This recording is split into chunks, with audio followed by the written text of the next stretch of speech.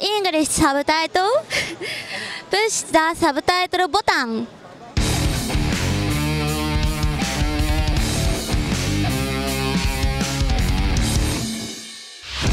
Hallo zu einer neuen Reptil-TV-Folge. Heute habe ich euch mal zwei Intro-Tierchen mitgebracht. Zwei, weil es eigentlich echt gut passt. Das sind beides Boa Constrictor bzw. eher sogar Boa Imperator. Und diese Farbvariante nennt sich Sunglow. Witzigerweise nennt sich das beides mal Sunglow. Sunglow ist eine Hypo- oder Salmon Boa mit Albino. Was der gravierende Unterschied ist, bei dem Albino gibt es ja T plus und T minus. Das hier in meiner linken Hand ist T plus Albino und das in meiner rechten Hand ist T minus Albino. Und diese T plus und T minus Albino, die fallen halt schon völlig verschieden aus. Und entsprechend fallen auch diese Sunglows verschieden aus. Also sie haben beide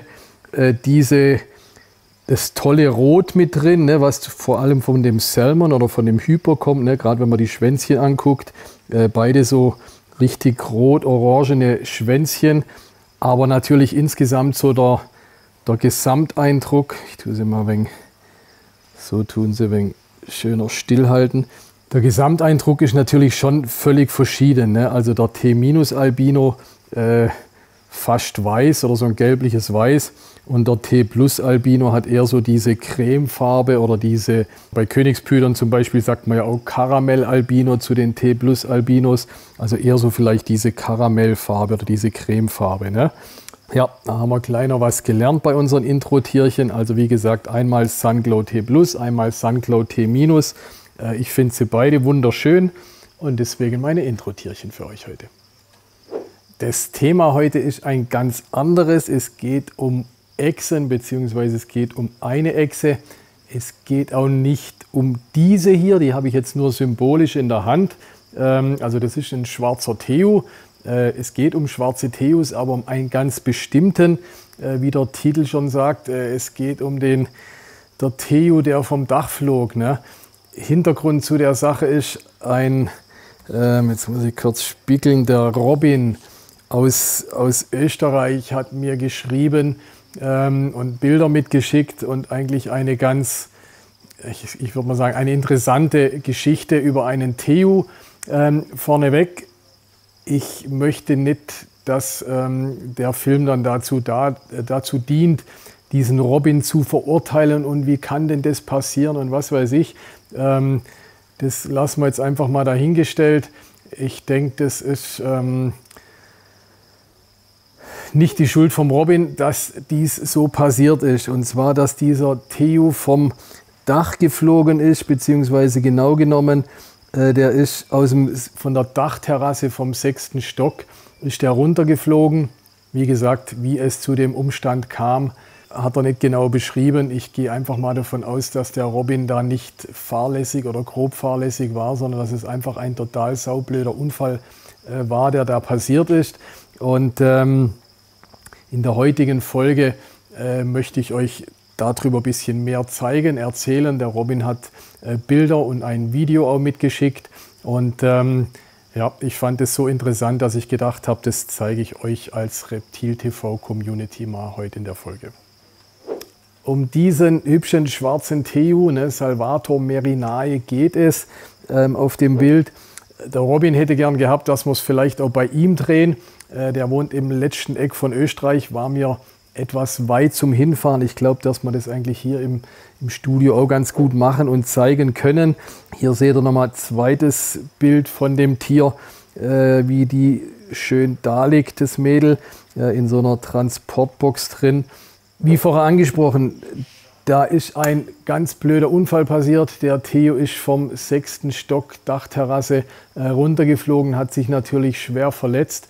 Eben ein erstaunliches Phänomen daran finde ich, dass tatsächlich so ein Tier das überleben kann. Aus dem 6. Stock, das sind mal runde 20 Meter Höhe, wo der da runterfliegt, das Ganze überleben kann, zeigt, wie robust doch so eine Echse sein kann oder sein muss. Und hat sich dabei die Wirbelsäule verletzt oder gebrochen. Sehen wir hier auf dem Bild ganz gut, beziehungsweise hier sieht man schon, wie es geschient ist. Ne? Bei dem, da wo es eingekreist ist, denke ich, war wohl der Bruch. Hier sehen wir auch nochmal ein Bild, wo wir die Schiene sehen. Ich bin kein Tiermediziner. Ich würde sagen, auch der Oberschenkel sieht für mich nicht gut aus. Wenn man drauf schaut, auf der rechten Seite sieht es nach gebrochen aus. Hier noch ein zweiter Kreis, vielleicht die zweite gebrochene Stelle von dem Tier. Und außerdem zu diesem Wirbelsäulenbruch hat er sich auch den Kiefer verletzt oder gebrochen. Das Bild, wo wir jetzt sehen, das ist etwas später wohl entstanden, wo es zum Teil schon verheilt war, aber noch krumm. Ne? Wir sehen jetzt der eine Unterkiefer, der eine würde ich sagen sitzt relativ normal und der andere sitzt schräg. Ne? Das also ist nicht parallel zum Oberkiefer, wie er sein sollte. Hier nochmal ein anderes Röntgenbild, da sehen wir dann nochmal die Wirbelsäule drauf. In dem Fall aber ebenfalls schon mit also das Gerade, was ihr da seht, das ist die Schiene, das ist dieser Draht, wo also das Tier wurde an der Universität Wien behandelt. Die Tierärztin hat diesen Bruch an der Wirbelsäule geschient mit so einem Draht und das sehen wir ganz gut auf dem Bild jetzt hier. Hier nochmal Ansicht von oben. Also da sehen wir beides wenig drauf. Wenn er unten schaut, seht ihr den Draht an der Wirbelsäule und ihr seht oben am Kiefer, seht ihr auch, dass der eine Kiefer schräg steht, also nicht parallel, wie er stehen sollte. So viel zum medizinischen Background ein bisschen. Also wie gesagt, die Universität Wien hat das Tier behandelt. Da hat sich eine Ärztin wirklich toll Mühe gegeben, das Tier zum einen zu retten, am Leben zu erhalten und dem auch einigermaßen ein tierwertes Leben zu bescheren. Und ich denke, das ist der soweit auch geglückt. Die Hinterfüße, die Beweglichkeit ist stark eingeschränkt. Also laut der Tierärztin 80%. Wenn man es jetzt auf dem Video sieht, wie er läuft, dann könnte man fast meinen, zu 100% eingeschränkt, aber wahrscheinlich kann er die doch gleich ein bisschen bewegen. Wir sehen hier noch ein zweites Video beim Füttern. Ich denke, wenn es jetzt hier so aussieht wie, ach, jetzt muss er das arme Tier auch noch ärgern beim Fressen. Ich glaube, das ist natürlich auch wichtig, dass der Theo trotz seiner Behinderung oder seinem Unfall halt trotzdem nicht nur faul daliegt und das Essen wirklich vor das Maul gelegt bekommt, sondern dass er nach wie vor mehr oder weniger aktiv jagen tut. Deswegen auch von dem Robin dieses Hinauszögern oder dass er da sich bewegen muss, seinem Futter hinterher jagen muss. Ne? Der Theo bzw. die Theo-Dame, Rexi heißt sie wohl, hat auch noch Gesellschaft dazu bekommen.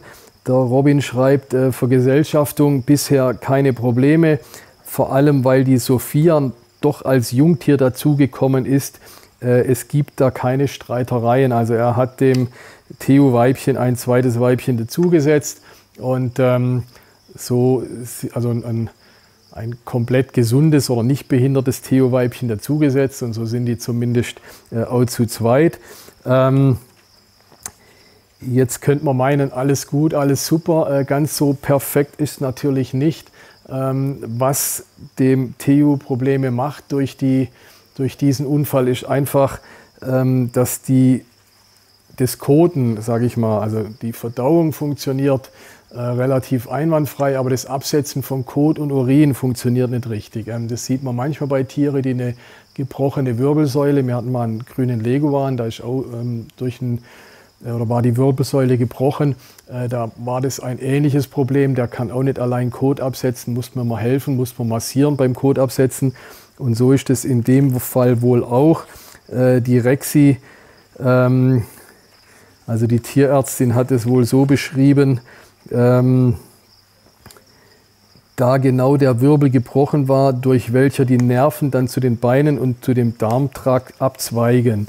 Also gut, ich denke mir, egal welcher Wirbel das ist, wenn das im unteren, beim Mensch sagt man Lendenwirbelsäulenbereich, ich weiß nicht, ob es beim Theo auch so heißt, wenn da das Rückgrat gebrochen ist und die Nerven unterbunden sind, dann sind natürlich eben die Hinterbeine gelähmt und eben auch die Funktion, was man beim Mensch vielleicht als Schließmuskel bezeichnet, so in die Richtung, die sind da gestört. Das heißt, der Robin muss immer nachhelfen, muss das Tier massieren, muss beim Kot abgeben helfen, dass der den Kot abgeben kann, oder auch beim Urin abgeben ähnlich. Er schreibt noch dazu, seither schaue ich, dass ich viel Gemüse und Obst gebe, sowie Fisch, Filet vom Huhn oder Rind, wirklich nur in kleinen Stückchen und dann auch nur mit etwas Abstand dazwischen. Also er probiert dann halt, sage ich mal, mit leicht verdaulicher Kost und wahrscheinlich auch Sachen, die einen relativ dünnen Stuhl geben, zu füttern. Das macht sicherlich Sinn. Babybrei, Fruchtjoghurt, Säuglingsnahrung, schreibt er. Das wäre in dem Fall ganz gut. Weiter schreibt er, beim Hochheben nehmen wir immer ein Handtuch als Unterlage, da sie inkontinent ist. Wobei sich das schon insoweit gebessert hat, dass sie anfängt unruhig zu werden, weil sie uns nicht anpinkeln will. Genau, das ist auch nochmal, oder ich habe jetzt relativ wenig von dem Robin vorgelesen. Also der Robin hat das alles wirklich unheimlich nett und sympathisch geschrieben, wie er sich um das Tier kümmert und wie er sich freut, dass das Tier noch am Leben ist. Und schreibt er zum Beispiel, ich fühle von der Rexi eine gewisse Dankbarkeit, dass wir uns um sie kümmern. Sie ist auch ultra zahm und lässt wirklich alles mit sich machen, ohne zuzuschnappen. Klar, ich denke, so ein Terrarientier oder so eine Echse, um die man sich so viel kümmert, die wird natürlich extrem zutraulich. Also die schwarzen Theos werden ja sowieso recht zahm, aber wenn ich die natürlich auch hantiere und immer beim Koten helfen muss und so weiter, oder wenn ich die immer mehr oder weniger von Hand fütter, dann wird die natürlich umso zahmer. Soweit die Geschichte zum Theo, der vom Dach flog. Ach so, jetzt sehe ich hier gerade, wenn ich hier mein Tablet noch anschaue, die Rexi bekommt auch sogar Akupunktur, wie ihr hier sehen könnt auf den Bildern. Ich nehme an, das soll vielleicht auch helfen, dass vielleicht die Nervenverbindung zu den Hinterfüßen beziehungsweise auch für das Koten, dass sich das verbessert, kriegt die regelmäßig Akupunktur. Auch in der Uniklinik von Wien wird die sogar mit Akupunktur behandelt. Also ich weiß nicht, wie viele Echsen es in Europa gibt, die sogar Akupunktur bekommen. Zeigt aber auch, dass der Robin sich wirklich da absolut intensiv drum kümmert. Das wird ja sicherlich auch alles Geld kosten und da scheint er auch keine Mühen und kein Geld zu scheuen, um das zu machen. Ja, mal was ganz anderes hier in Reptil TV. Ich bin auf eure Reaktion gespannt, was ihr dazu sagt. Sagt, was eine blöde Geschichte oder eben, ich glaube, wir brauchen dem Robin keine Vorwürfe machen, dass das Tier runtergefallen ist. Das wissen wir alle, dass das nicht passieren soll und nicht passieren sollte. Aber Unfälle passieren, die passieren uns Menschen. Leute stürzen vom Berg ab, weil sie nicht aufpassen. Die können auch im Tierreich passieren. Ich glaube, wichtig ist, dass man, wie der Robin sich dann drum kümmert, das behandeln lässt, da, wie gesagt, keine Kosten und Mühen scheut. Finde ich toll. Wie gesagt, auf eure Reaktion gespannt. Daumen hoch, wenn ihr es interessant fandet. Eure Kommentare drunter, was ihr drüber denkt. Channel abonnieren, dann erfahrt ihr immer wieder mal solche Stories. Und ansonsten bleibt mir treu und checkt die Theos, ob gesund oder leicht behindert, sind super Tiere.